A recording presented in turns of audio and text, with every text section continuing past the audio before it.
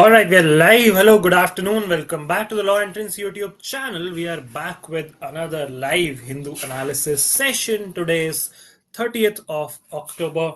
It's a beautiful Wednesday afternoon. And we are back with our class. How many of you are here with me today on the stream? Can I get some responses in the chat box if you guys are here?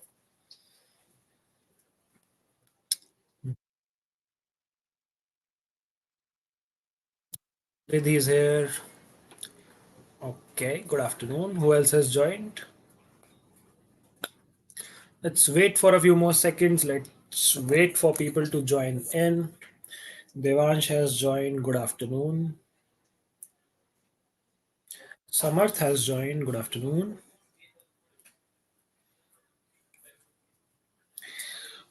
I did anticipate a low turnout today because mocks happen on Wednesday and festivities are also going on. Today is Choti Diwali.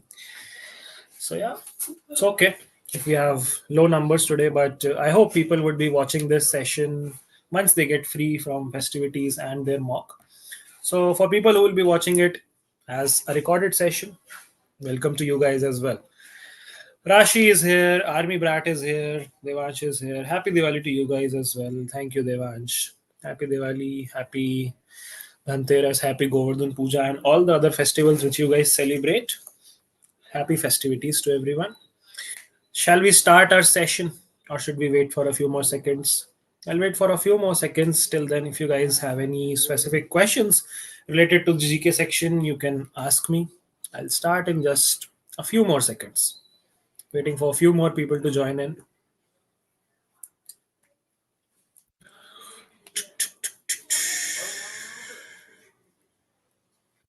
Mishika is here. Good afternoon.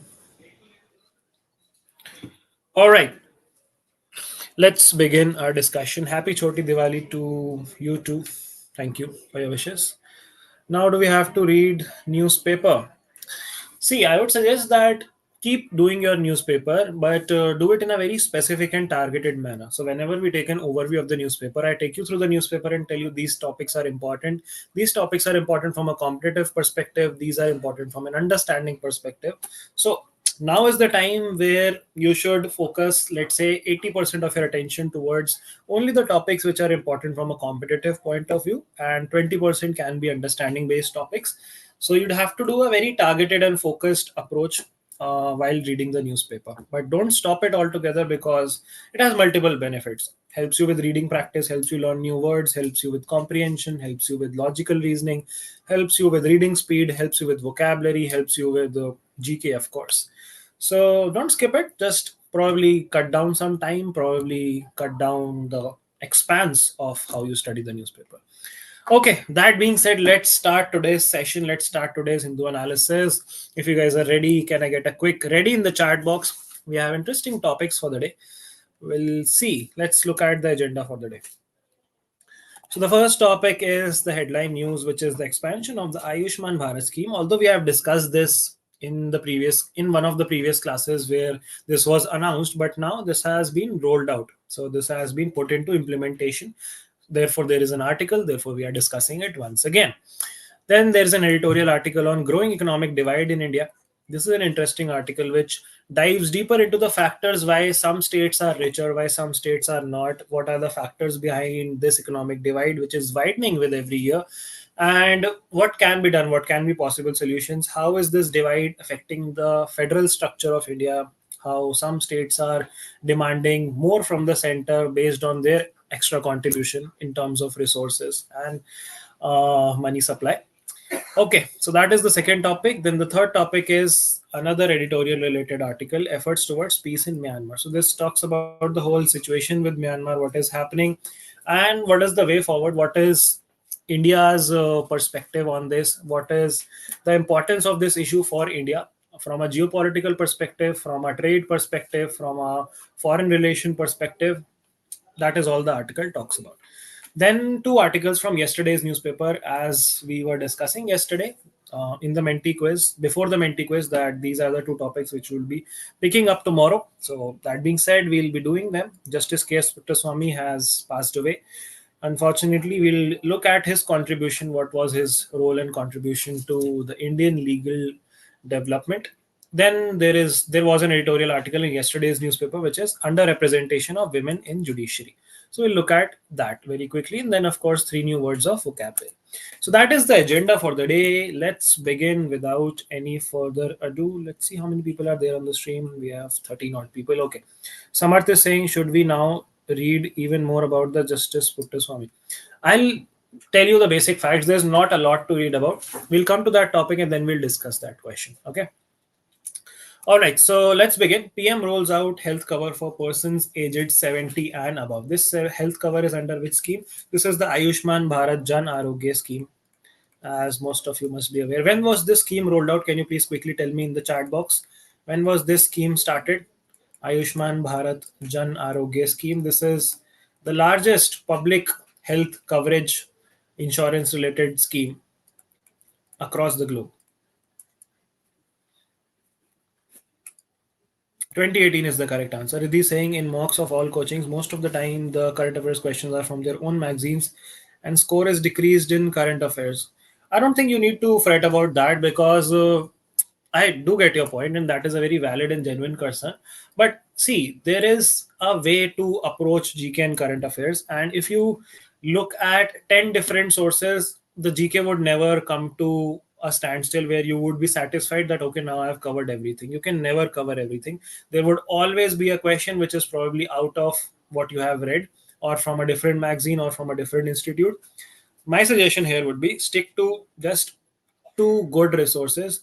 I'm not saying any two good coaching institutes, that is your call completely, but any two standard good resources which cover most important topics in as much possible depth as possible. Do those two resources, do the important topics. You can cross verify the resources through one third resource if you have the time, if time permits you, if you are a dropper or a second time test taker.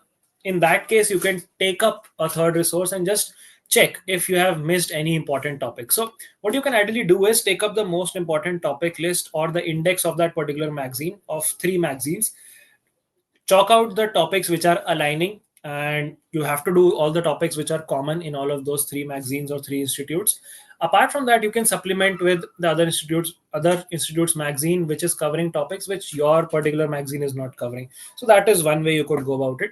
But again, stick to few limited resources, but do them really really well, so that whenever the question comes, see the question in CLAT, the good part about you and your pattern is that the question would be asked most probably 99% of chance from a topic which probably all the coaching institutes have covered, because most of the good institutes cover most important topics comprehensively. So if even if you are in whatever institute, I don't know, but if you are sticking with good resources, Manthan for instance, Manthan and Manthan 2.0, if you are sticking with them, those should be sufficient for you to tackle most of the questions in the exam.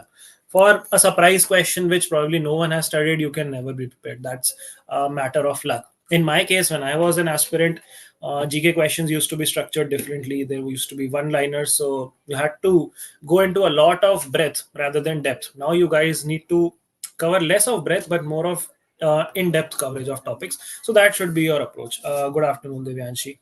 2018 is the right answer. Let's come back to our analysis. I hope that settles your question, Riddhi. So what were we discussing? The Ayushman Bharat Jan Arogya scheme, which was started in the year 2018. And initially, when this scheme was started, this did not include everyone above the age of 70. That is a new addition. What it included was people who were identified on the basis of a socio-economic census. And what was the coverage which was offered under the Jan Arogya Yojana, under the Ayushman Bharat Jan Arogya Yojana? It was 5 lakh per family per year. This is important. This is an important number. And because this has been in news multiple times, there could be a possibility that an article can become a question can be framed from this particular topic. So you need to know the integrities, intricacies, not integrities. 5 lakh per family per year is the insurance coverage. So if you exhaust this 5 year on one family member, then you would get it next year. If you exhaust it in less than 1 year, then also you'll get it next year. There's no renewal per se if it is used by you. And this is per family. This is not per family member. So you cannot have 5 lakh for dad, 5 lakh for mom, 5 lakh for siblings. No, the whole family, however large the family is, they'll be getting 5 lakh per family per year. And this is also not for primary care, this is for tertiary and secondary care. Secondary and tertiary care, what's the difference, you ask me, between secondary and tertiary care? Primary care is the basic things like how you get sick or ill in everyday life. If you are, let's say, having a common cold, or if you are having fever, you would be requiring primary care, basic antibiotics, basic medicine, just a visit to the doctor, probably a cough syrup. But if you need hospitalization or if you need surgery, those are things which need secondary and tertiary care. So that is covered under the particular scheme, not primary care. This is an important distinction. Another thing is, which you guys should know, is whether this is a centrally sponsored scheme or a central sector scheme. So this is a centrally sponsored scheme where center takes up 60% of the expense and states take up 40% of the expense. This is a centrally sponsored scheme. In the central sector scheme, the center takes up all the expense, but in centrally sponsored, center in this particular scheme, contribute 60% and states contribute 40%. But in union territories, of course, because they are centrally operated, so they contribute 100%. And in some other states also, the ratio is a little bit different. Let me check and tell you. Yeah, in northeastern states there is 90:10 ratio, and in Jammu and Kashmir there is also 90:10, and the states of Himachal and Uttarakhand also have 90:10. So four categories where there is 90:10 ratio sharing. It is the hilly states, the Uttarakhand and Himachal Pradesh. Then there is northeastern states. Then there is J&K. So these four regions, in these four regions, the ratio of how the funds would be contributed between center and state is 90:10. So that is something you guys need to remember. What else do you guys need to remember with this particular scheme? This covers 3 days of pre-hospitalization, 15 days post-hospitalization, all your expenses related to drugs, supplies, diagnostics, physician's charges, room charges, surgeon charges, OT charges, ICU charges, whatever charges are there. And ideally, you can go to either public hospitals or private hospitals under this particular scheme. There's no criteria कि आपको सरकारी hospital में ही जाना है. But yeah, there are some drawbacks in this particular scheme as well. Achha, what is the latest change? The latest change is everyone who is above 70 years of age. Sorry about that. Everyone who is 70 plus years of age, irrespective of their socioeconomic background, is now covered under the ambit of the Ayushman Bharat Jan Arogya Yojana. So general people, rich people, every uncle and auntie who is 70 plus is now covered under the Ayushman Bharat Jan Arogya Yojana. That is the latest development, and this has been rolled out. Now, what are the criticisms for this particular initiative? Of course, it's a good initiative, but there are some criticisms which are usually put forward by critics. Firstly, they say that the age after which they have included everyone, which is 70 years of age, is quite a high number. Most of the diseases start occurring in the age of late 50s or early 60s. That is when humans are more prone to getting ill or getting sick or catching diseases. So 70 is probably a little pushing it a little too much. So that is one criticism which is being posed. Then another criticism about the scheme in overall is that the scheme leaves out people who are from the middle class. So the scheme benefits primarily people from weaker sections of society, be it socially weaker or economically weaker. People who are affluent, people who are rich can afford private hospital related treatments and the best of the best healthcare. But what about the people who are stuck in the middle, people who are not exactly in the weaker section and are not rich and affluent as well? What about them, the middle class? So they are excluded from the ambit of this scheme, and that is why this is criticized quite a bit. Another thing is out of pocket expenditure is still quite high. People have to go to the hospital, ambulance charges, all of those charges, they are still quite high. Another criticism which is levied against this particular scheme is that hospitals usually don't accept the Ayushman Bharat Jan Arogya scheme. They do not really, cooperate with you when you say that we would be reimbursed under this particular scheme, or you would be reimbursed under this particular scheme. They don't usually agree and comply with the scheme. they have formed a nexus sort of a thing where either they don't comply, they don't accept the scheme, or they exceed your treatment by 5 lakhs so that they can also earn some extra money, because the money which you would be getting, the reimbursement is 5 lakhs, so they'll make a bill in such a way that it exceeds 5 lakhs. So that is some malpractices in the healthcare industry that have prevailed, which are affecting this particular scheme as well. Then of course there is the limit that 5 lakh is just per family and not per person. So if another person gets sick or ill, you have no recourse, you have no remedy there. Another criticism which is levied is a few states are not included in this scheme because they have their own welfare and healthcare schemes, so they have not opted for this particular scheme. Some examples which are given in the article are West Bengal and Delhi, and PM has apologized from the people of West Bengal and Delhi, saying that I'm sorry that your state is not included in this scheme, but can't do much. See, this is written here, PM's apology. I apologize to all the elderly aged 70 and above in Delhi and West Bengal that I cannot serve them. I know about your pains and sufferings, but I won't be able to help you. Reason is government in Delhi and West Bengal are not joining the scheme due to their political interest. तो यहाँ पे भी बढ़िया politics चलती है. ठीक है, तो यही बात है. अब with our generation, I think that this age number should come down to probably in the 50s or 55, because with the lifestyle our generation, my generation, and your generation has, I don't think many of us are going to reach 70. It would be it would be quite surprising if we are going to cross 60. But of course, healthcare is also improving, remedies are improving, there's advancement in medical fields and technology. So that is that. So we'll see how lifespan turns out for our generation and for your generation. But yeah, that is about this particular article.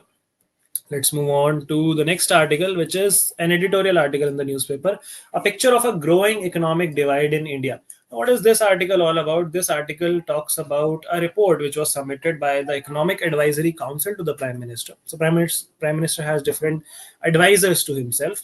Economic Advisory Council is one such body which advises the Prime Minister on economic matters. They recently presented a paper called The Relative Economic Performance of Indian States, where they compared the performance from 1960 to 2023-24, where they present how each state has performed in terms of contribution to country's income and per capita income, comparing it with the all India average, right?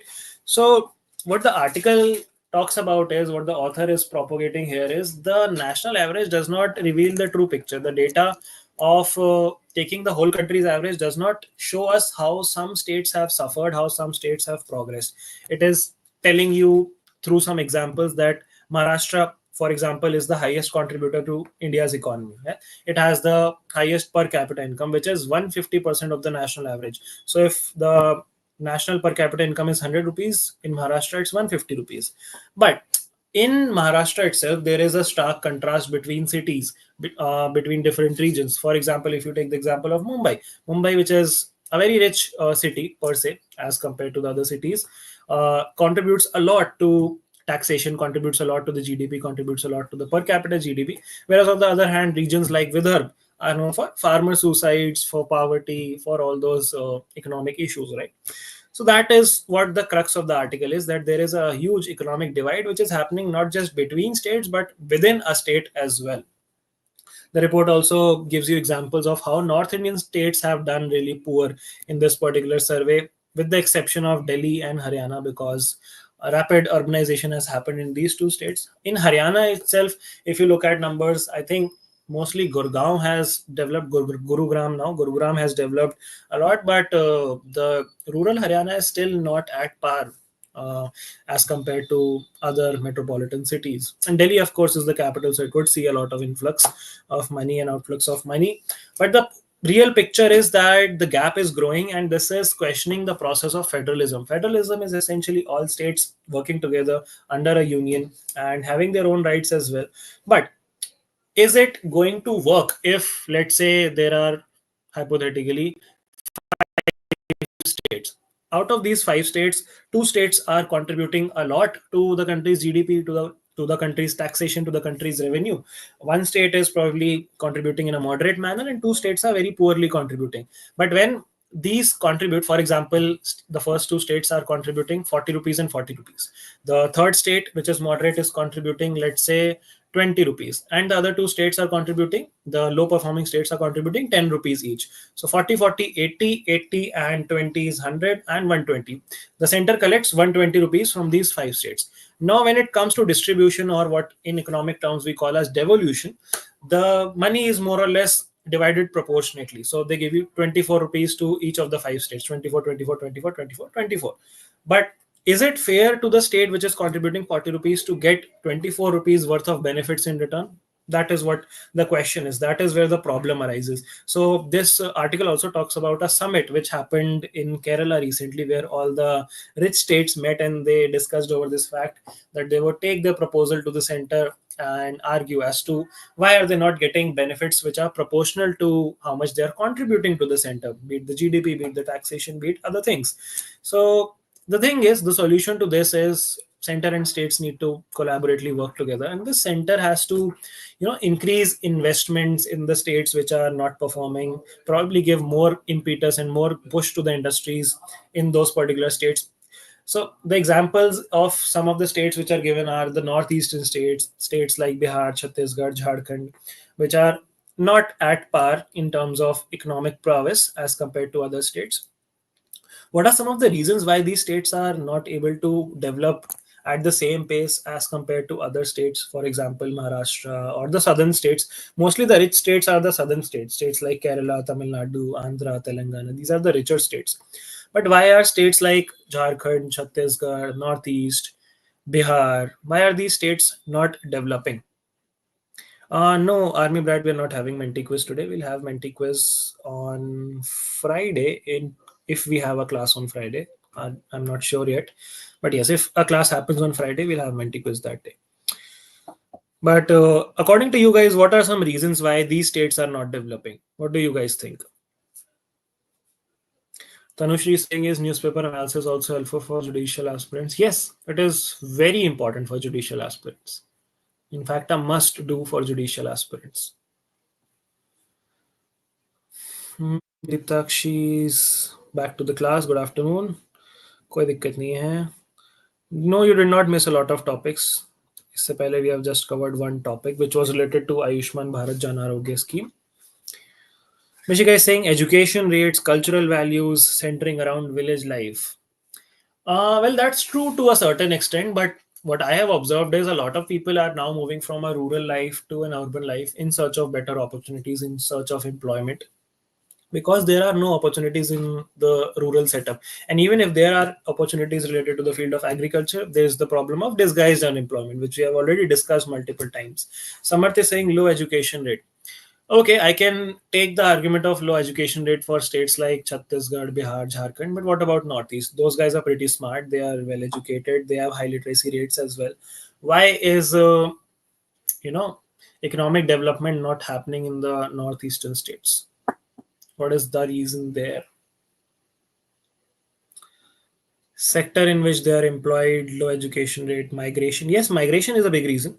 Those people are migrating. But again, this is more of a loop which we guys are discussing, that because migration is happening, development is not occurring. Because development is not occurring, migration is happening. So this is a vicious cycle in which you are stuck.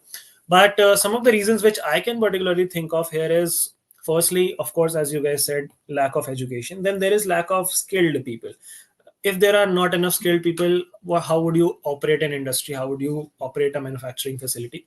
So that is let's say loophole or lackadaisical approach on the part of people from a cultural perspective, and also particularly from the government on a perspective of how they are approaching with their policies in that particular state. That is one big reason.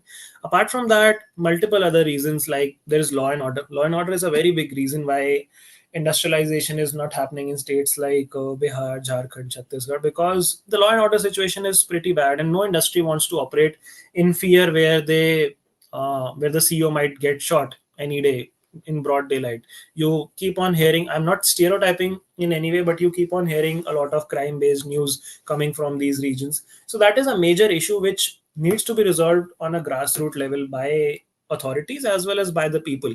So yeah, progress would happen slowly. But yeah, as of now, this is a major threat to the federal structure of India, and we need to do something to get this sorted. Another reason which I can think of is investment is not happening from the private sector in these particular places, which again is more of a cyclical and loop sort of a thing, that investment is not happening because law and order, because law and order is not happening because there's no investment. So there are a lot of vicious cycles which we need to break, and that can only happen when government takes initiative and invests heavily in these particular states. Then there are factors like geography which come into play in the northeastern states. You cannot really put in a lot of industries in ecologically and geographically sensitive areas.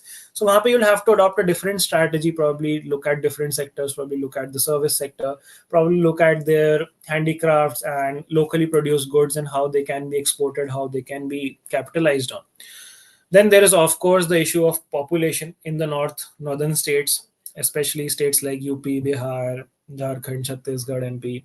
These states are highly populated, very densely populated as compared to the resources which are available, as compared to the opportunities which are available, which leads to poverty. And poverty leads to increase in population, and then again a vicious cycle between population as well as poverty. So yeah, there are multiple issues, but yeah, government has to act here, and the people also have to act in order to reverse this trend and break this cycle, so that a federal structure can be established and all states can be equally satisfied. So that is this article. You can give it a read, although I have explained it in quite detail. All right. The next article is related to Myanmar, or a collective effort towards peace in Myanmar. So, Myanmar is a neighbor of India on the eastern borders. How many states of India share border with Myanmar? Can you guys tell me the number and also the names of the states which share a border with Myanmar? Let's see whose geography is strong. And bonus points if you can tell me the length of the border which we share with Myanmar. That is something which I would really appreciate if any one of you remembers the number, the length in kilometers.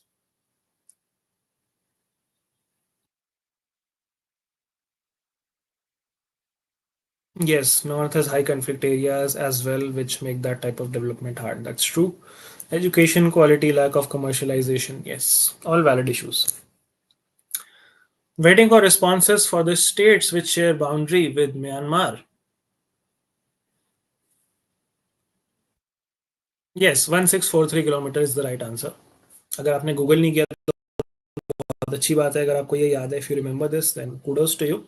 Four states: Arunachal Pradesh, Nagaland, Manipur, Mizoram. Absolutely correct answer. The four easternmost states of India. So, if I give you a presentation of my very bad drawing once again, this is how you have your Arunachal Pradesh and India's boundary, like this. So, here is Arunachal Pradesh, here is Nagaland, here is Manipur, here is Mizoram, something like that. This is where we share boundary with Myanmar, right? And we share the largest land boundary with which country? Which country shares the largest? India shares the largest land border with which country? Is it Nepal? Is it China? Is it Bangladesh? Is it Myanmar? Or is it Pakistan?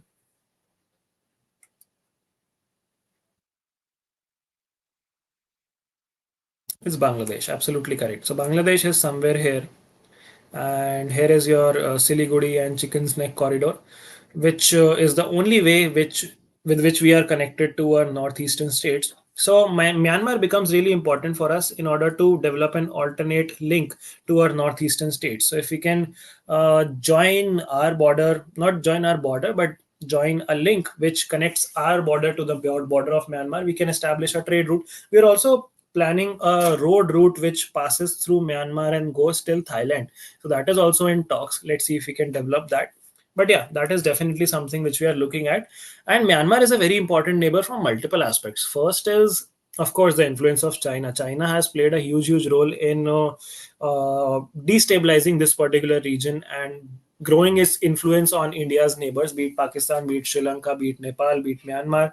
So we need to counter China, and for that we need to be in the good books of Myanmar as well, maintain good relationships with them. A military coup happened in Myanmar where the government was overthrown and the military regime, the Junta government, took control. That happened in the year 2021, 3 years ago approximately. And since then, there is a situation of unrest in Myanmar. There are small pockets of opposition groups which keep on revolting against the junta rule, the military government. And the military government, whenever they get to know someone is opposing them, they crush the rebellion, and then things carry on. So that is what's happening. And when the crisis in Manipur happened, then it also came to light that the Kuki tribes specifically got access to a lot of weapons. And when the source was figured out, it came to light that they were getting weapons from Myanmar, which was ultimately being supplied by which country? By China. So China is very smart that way. China is supplying weapons not just to the military rule, the junta rule, but also to the people who are revolting against the military rule. So it's getting benefit from both the parties. When saw conflict in Manipur, it supplied weapons through Myanmar to Manipur as well. So that is the thing which we need to counter, which we need to stop. So that is why we are not exactly opposing the military rule or not going full offensive against the military rule, even though we know that they are oppressive in nature. They are violating a lot of human rights conventions and regulations, and brutalities are happening. We know, we are well aware of that. But despite that, we are not taking an aggressive stance towards Myanmar because we want to have a good relationship with them. We want to develop an alternate route to the Siliguri corridor, the Chicken Neck corridor. We want to have a good trade relationship with Myanmar. All of this to counter China's influence. And of course, there is India's Act East policy, which we keep on discussing, where we focus towards developing ties with our eastern neighbors, be it Thailand, be it Myanmar, be it Laos, be it all the Southeast Asian countries. Those come under our Act East policy. Earlier, it was called the Look East policy. Now it's called the Act East policy. So we take a neutral stand basically. We are not supporting the military rule, junta regime, but we are not aggressively opposing it as well. There were talks of how the Myanmar army, the junta rule army, also helped us in a certain way in countering insurgents in the northeastern region. So that is another thing which goes in their favor. Apart from that, when you talk about a global perspective, when you talk about it in the context of the ASEAN countries, the ASEAN countries are quite divided in this particular aspect, with a few countries favoring the junta regime, a few countries opposed to the junta regime. So when you talk about countries like Indonesia, Malaysia, and Philippines, these countries want the military regime to end, whereas countries like Thailand, Cambodia, Laos, these are the countries which have a closer relationship with the military government. But again, the junta government has quite failed to establish international peace and maintain peace in that particular region, and therefore whenever they find opposition from someone, they crush the rebellion by calling them terrorists, do not negotiate with them. So there is no scope of peace getting established in the near future as well. Despite ASEAN group's pressure, despite ASEAN group's 5 points consensus, which was formed in couple of years ago. Recently, also ASEAN summit was held in October in Laos. Which ASEAN summit was it? It was the 44th ASEAN summit in Vientiane, Laos. I think we discussed that in class as well. I hope all of us now know what are the ASEAN countries, how many countries, where is the headquarter. Can you guys tell me the headquarter very quickly? Where is the headquarter of ASEAN? The 44th ASEAN summit happened in early October in Vientiane, Laos. Laos is also a country in the South China Sea, not South China Sea, Southeast Asia. And there also concerns related to Myanmar were discussed. All the countries said that we need to resolve this crisis. India is not a part of ASEAN. India is usually a partner to ASEAN, not exactly a part of that particular bloc. It's mostly Southeast Asian nations. The name is also Association of Southeast Asian Nations. But yeah, that is what is happening in Malaysia. So when the ASEAN India Summit happened, which was the 21st ASEAN India Summit, along with the 19th East Asia Summit, PM Modi also emphasized that we need to build more peace and stability in this particular region. He also emphasized the 5 point consensus.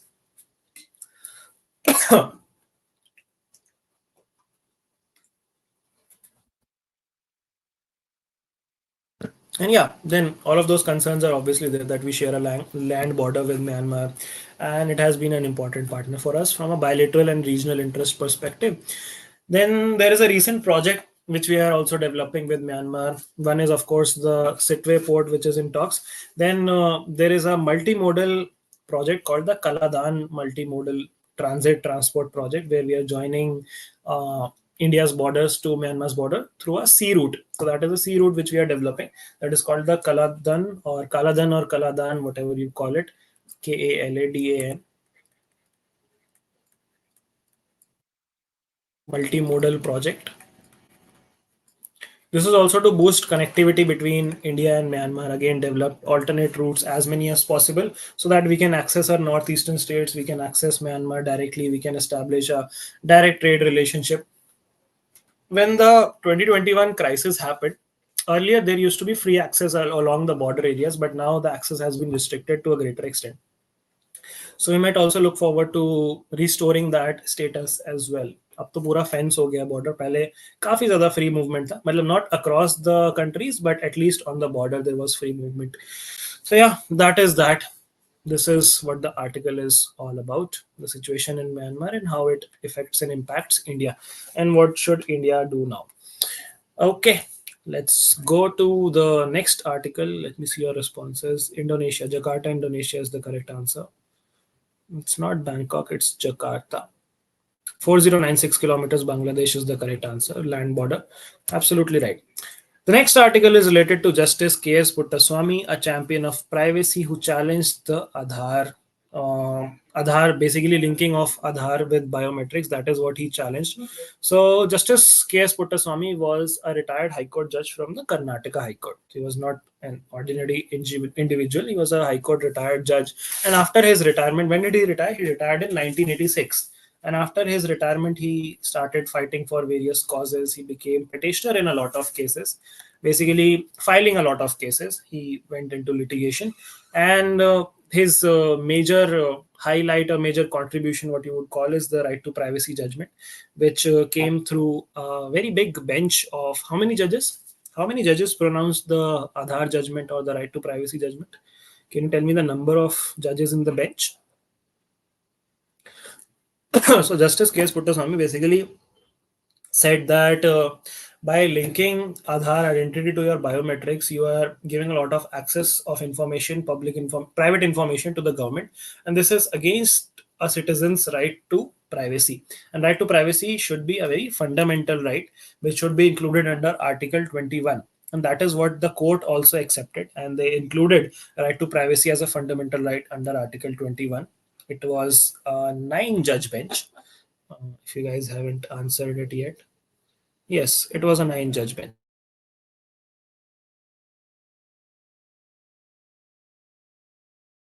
In India's legal history. And Justice Nariman also wrote कि privacy इसमें elitist construct नहीं है. What do you mean by construct? Nariman said that privacy is not something which is limited just to the elite crowd or the privileged crowd. कि हाँ ठीक है, मैं बहुत अमीर हूँ और ये है वो है, तो मेरी प्राइवेसी इंपॉर्टेंट है. जो गरीब आदमी है उसका डेटा, उसको क्या ही करना है अपना डेटा बचा के, मतलब गवर्नमेंट उसका नाम नंबर ये सब देख लेगी तो क्या ही फर्क पड़ता है उसको, उसको तो अपनी रोजी रोटी से फर्क पड़ना चाहिए ना. So that is what he wrote against कि privacy is not an elitist construct. It should be available to every citizen, every human being, be it a rich person or a poor person. DY Chandrachud भी थे उस particular bench में. Justice DYC ने बोला था कि privacy is a natural fundamental right and it is inseparable from human personality. So if you are a human, your privacy cannot be separated from you, just like right to life cannot be separated from you. So इसी वजह से justice Puttaswamy को याद करा जाता है for his efforts in the K.S. Puttaswamy versus Union of India case. Which year was the case decided? Like judgment कब आया था? K.S. Puttaswamy versus Union of India. The year was 2017. ठीक है, तो ये चीजें आपको पता होनी चाहिए. बाकी बेसिक आर्टिकल 21 आपको पता होना चाहिए. Right to life and personal liberty part 3 of the constitution में आता है. The golden triangle is article 14, 19, 21 of the constitution. Puttaswamy जो है राइट टू प्राइवेसी को प्रोटेक्ट करता है. राइट टू प्राइवेसी में भी थोड़े से रिस्ट्रिक्शंस हैं एज पर द जजमेंट, वो भी आपको पता होने चाहिए कि किन केसेस में right to privacy come under restrictions. First restriction is where the right can be restricted by state action, and state action में भी state तब action लेके आपकी right to privacy infringe कर सकता है या breach कर सकता है या नहीं protect करेगा in when it is passing each of the 3 tests. What are the 3 tests? 3 tests आपको पता होने चाहिए. पहला टेस्ट है कि state action must have a legislative mandate. मतलब state अगर कोई action ले रहा है तो वो lawful होना चाहिए. It should have some legal backing. It should have a legislative mandate. That is the first criteria, the first test which has to be passed in order to restrict the right. The second test, it must be pursuing a legitimate state purpose. आप कुछ ऐसा legitimate काम कर रहे हो which serves the state's purpose, and जिसके लिए आपको right to privacy infringe करना या breach करना या protect ना करना important है.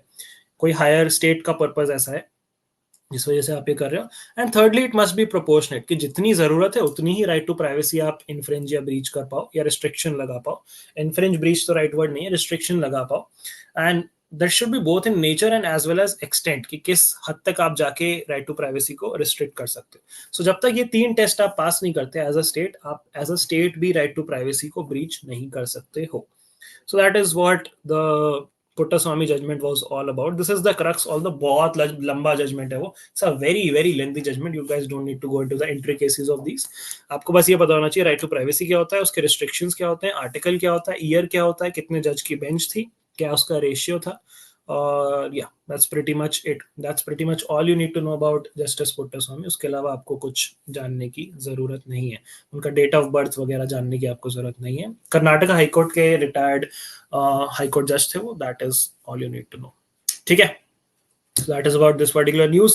Let's move to the last topic of the day, which is the underrepresentation of women in judiciary. So this was an interesting article in yesterday's editorial section of the newspaper, and I said कि चलो इसको discuss करेंगे because बढ़िया article है, interesting article है। इसमें article में basically यही है कि सुप्रीम कोर्ट ऑफ इंडिया ने एक सर्वे किया, एक रिपोर्ट आई which was called the state of the judiciary report 2023, जिसमें पता लगा कि 36.3% of the women in district judiciary form a number, मतलब 100 में से 36.3% of are women in the Indian district judiciary, basically the lower level judiciary जिसको आप बोलते हो। But the numbers are quite disappointing when it comes to the high courts and the supreme courts. वहां पे women का representation, women का percentage बहुत ज्यादा कम है। हाई कोर्ट में जो रिप्रेजेंटेशन है दैट इज 13.4%। 13.4% ऑफ जजेस are females, and in the supreme court 9.3% जजेस आर वुमेन और फीमेल्स। तो ये काफी ज्यादा लो नंबर्स हैं।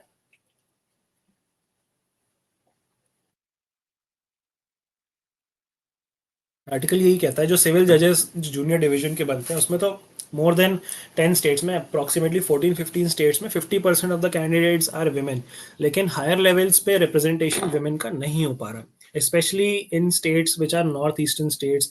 कुछ स्टेट्स के नाम जो ये आर्टिकल मेंशन करता है जहाँ पे विमेन का रिप्रेजेंटेशन बहुत ज़्यादा अनइवन और बहुत कम है, which are states of Bihar, Chhattisgarh, Jharkhand, Manipur, Meghalaya, Orissa, Tripura, Uttarakhand. इन स्टेट्स में या तो कोई विमेन जज नहीं है इन हाई कोर्ट्स में, या फिर बहुत कम है, एक या दो है, हार्डली एक या दो।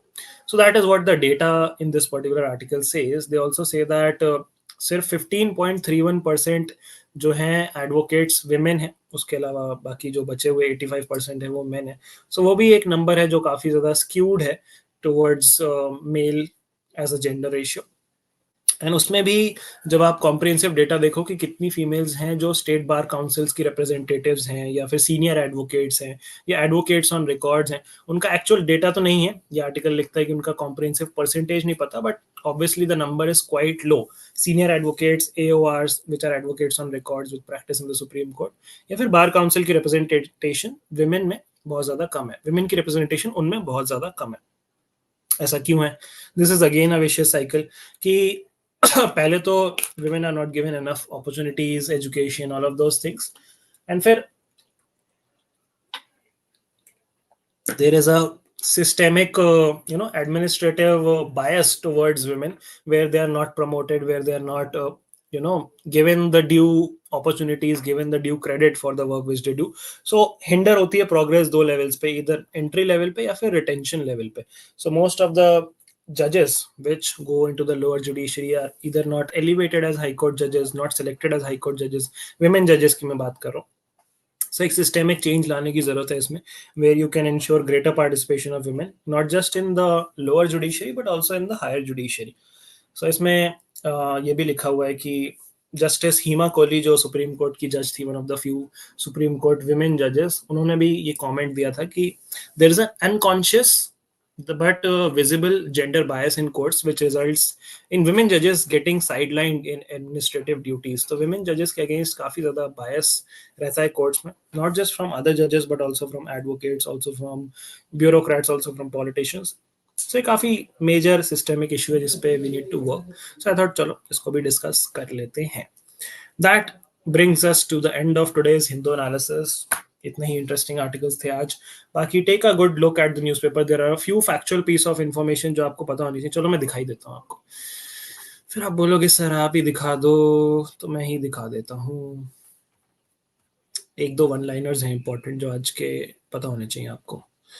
So this is the newspaper for today. ये इंपॉर्टेंट नहीं है आपके लिए। Mahayuti and MVA, Maharashtra elections, इसको स्किप कर लो। ये हाईकोर्ट ने फिर से बोल दिया है कि PMLA can not be used as tool for incarceration, दो तीन बार बोल चुका है इस साल। सो इस पे आर्टिकल आने की प्रोबेबिलिटी, सॉरी क्वेश्चन आने की प्रोबेबिलिटी थोड़ी सी ज्यादा है, बिकॉज काफी डिस्कस हो चुका है ये through out the year. Please make sure that you study PMLA से रिलेटेड वाले प्रोविजंस अच्छे से। सेक्शन 45 में काफी बार आपके साथ डिस्कस कर चुका हूँ। इसमें जो ट्विन कंडीशन टेस्ट होता है, अक्यूज्ड को प्रूव करना पड़ता है that he is not guilty, prima facie आपको कंडीशन सेटल करनी पड़ती है। तो वो सारी चीजें हम बहुत बार डिस्कस कर चुके हैं, इसलिए मैंने आज इसको पिक नहीं किया। बट अगेन हाईकोर्ट ने, दिल्ली हाईकोर्ट ने फिर से रीएम्फसाइज किया कि आप ऐसे ही जेल में नहीं डाल सकते। Incarceration is basically sending people to jail, jail करने को बोलते हैं incarceration, and it can not be used as a tool for incarceration. 90% more voters age, ठीक है, ये भी इंपॉर्टेंट नहीं है हमारे लिए। वक्फ बोर्ड भी ये इंपॉर्टेंट नहीं है। Laddoo, nice, okay. Haryana election ये सब स्किप कर दो। न्यूज़पेपर पढ़ा करो, ये सब स्किप कर दिया करो। State based news, unless you find something very you know glaringly obviously important, जब तक वैसा ना हो तो स्किप कर दो।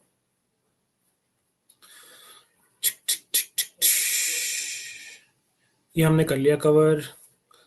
लेफ्ट में आर्टिकल जो है वो पॉलिटिक्स रिलेटेड है तो नहीं करेंगे। नीचे यूएस प्रेसिडेंशियल इलेक्शन रिलेटेड है तो वो भी नहीं करेंगे। फिर लेफ्ट में एक और पॉलिटिक्स रिलेटेड है, वो भी नहीं करेंगे। फिर म्यांमार वाला हमने आर्टिकल कर लिया। राइट वाला आर्टिकल जो है अगेन पॉलिटिक्स रिलेटेड है तो हम नहीं कर रहे हैं। ये फिर से यूएस इलेक्शन रिलेटेड है तो हम नहीं कर रहे हैं इसको। एग्जिट पोल्स, ये भी इलेक्शन रिलेटेड है, ये भी नहीं करेंगे।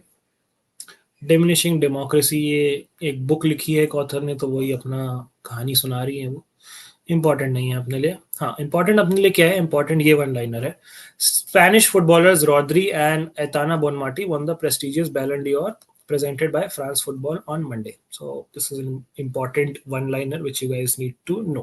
बैलन डी'ओर के बारे में पढ़ लेना, पिछले साल किसको मिला, पिछले साल मेन में किसको मिला, विमेन में किसको मिला, बेस्ट गोलकीपर पढ़ लेना किसको मिला, ओवरऑल परफॉर्मर पढ़ लेना किसको मिला, वो सारी चीजें देख लेना। इसके आसपास की एसोसिएटेड इन्फॉर्मेशन आपको सारी पता होनी चाहिए, ठीक है। देन एक नया ऐप इन्होंने बनाया है होम मिनिस्ट्री ने, which is called the CRS, Civil Registration System, to integrate technology with governance, जिसमें ये रिकॉर्ड करेंगे बर्थ एंड डेथ रजिस्ट्रेशन। तो ये CRS ऐप का नाम याद रखना, civil registration system. This is one liner which you guys need to know. और क्या है यहाँ पे,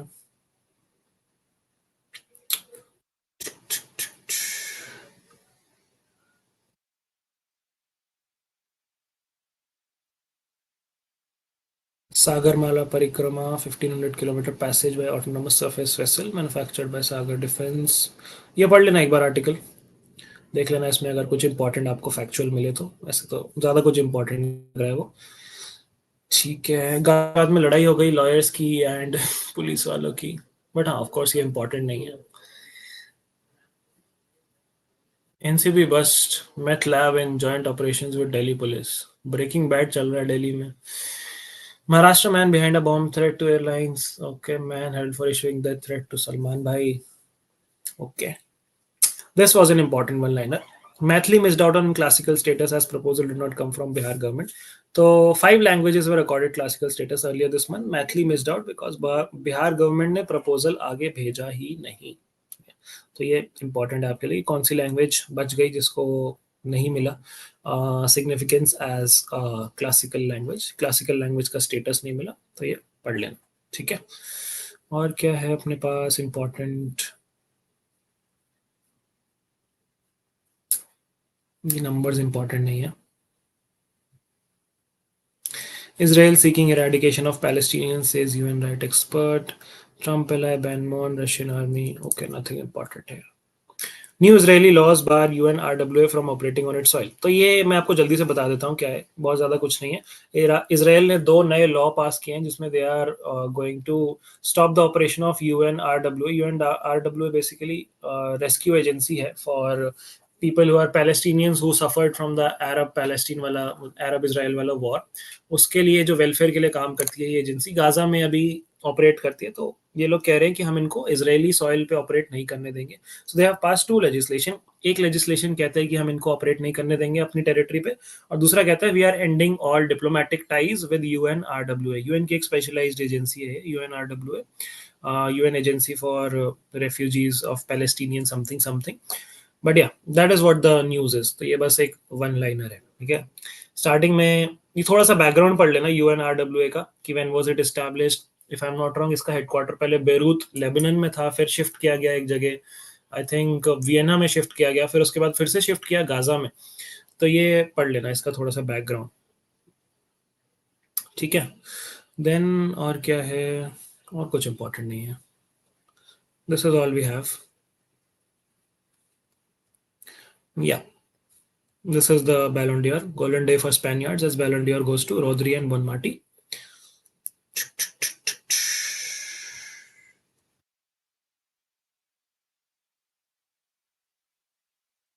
Okay, nothing else is that important. We'll come back to our slide and do our vocabulary very quickly. The first word for the day is rankle. Rankle simply means to be excited or emotionally stirred up with anger. तो गुस्से से एकदम आग बबूला, उसको कहते हैं rankle. Infuriate, anger, enrage are synonyms. Please, relieve, delight are antonyms. That kind of rude treatment from a young person makes me rankle. So that is the first word. The second word is, word कहाँ गया? Okay, word गायब हो गया. The word was visceral. Visceral simply means arising from deeply felt feelings and responses as opposed to conscious intellect. So something which comes from within, that is called visceral. Simple, unconscious, deep, बहुत ज़्यादा सोचा समझा नहीं, but just expressed as a response which comes from deep within you without any conscious intellect being used. So antonyms are conscious, deliberate, thoughtful, and synonyms are these. Sentences: he had a visceral reaction to the sight of blood, which is what happens to a lot of people. A visceral reaction to the sight of blood or something which is gory. Gory as in Hindi वाली गोरी नहीं, English वाला GORY वाला गोरी. एवाव का मतलब होता है to state as a fact, usually forcefully, यानी कि घोषित करना किसी चीज को. Synonyms are claim, declare, confirm. Jian avowed himself a singer.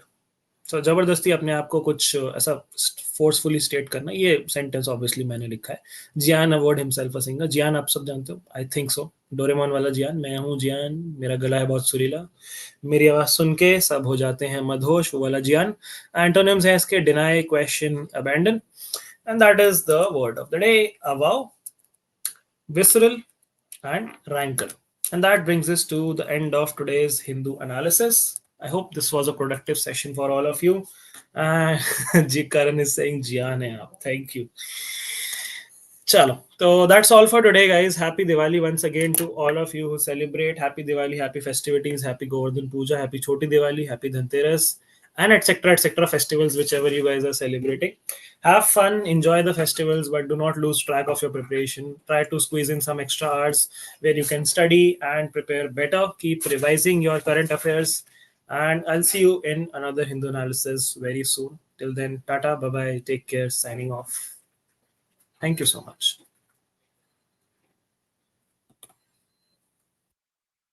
Karan is saying sir आपको नहीं बोला. अरे बोला भी तो क्या, मैं बुरा मान जाऊंगा क्या इतनी छोटी सी बात पे. चलो bye bye. Army brat is saying जय हिंद. जय हिंद आपको भी. जय हिंद सर. चलो tata bye bye guys, take care.